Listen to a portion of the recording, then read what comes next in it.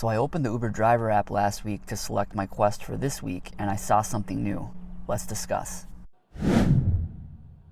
Since the inception of Uber's quests, they have always been based on the amount of rides that you give, and my personal ride tiers would start at 20 rides all the way up to 80 rides. And for each tier, once you had completed that amount of rides, you would receive your quest bonus, no matter how much you had earned. But within the last couple of weeks, I have been seeing something new called quest goals.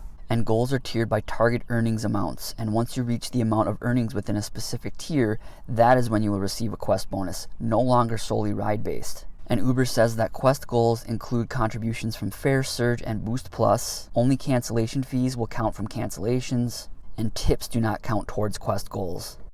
And again, I saw these quest goals for the first time last week. They based my tiers and bonus amounts on the $439.55 that I earned on Fare, Surge, and wait time earnings the previous week. And as far as the tiers, there was a $225 quest goal for a bonus of $10, a $340 quest goal for a bonus of $15, a $450 quest goal for a bonus of $20, $565 quest goal for a bonus of $30, a $675 quest goal for a bonus of $40, a $790 quest goal for a bonus of $55.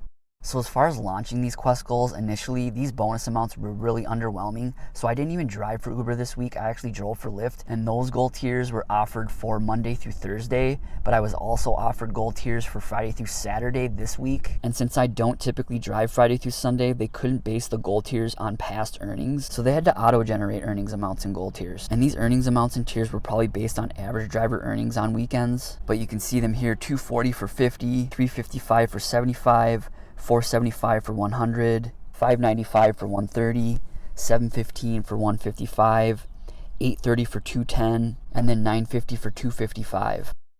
And again, these goal amounts typically come from what you've earned on fares, surge, wait times. They do not include cancellation fees or tips. So why is Uber doing this? I really believe it's to incentivize drivers to no longer filter out those longer rides. In the past, when quests were strictly ride-based, yeah, you could accept those longer rides, but you weren't achieving your quest bonuses as efficiently because those longer rides take more time. But now, say you accept like a $30 longer ride, instead of that ride just counting as one ride towards your quest bonus, it counts as $30, which in my market would equate to about 6 minimum fare rides. So the higher the fare now, the more efficiently you're achieving your quest goals. And conceivably, you should be able to achieve these quest goals in a lot less rides than before. A previous quest that may have taken you 40 rides to achieve, you can maybe do that in 30. And it will be interesting over time how these numbers play out, how many rides it will take to achieve some of these quest goals, how the bonus amounts will change over week to week. But have all of you seen these quest goals? What do you think of them?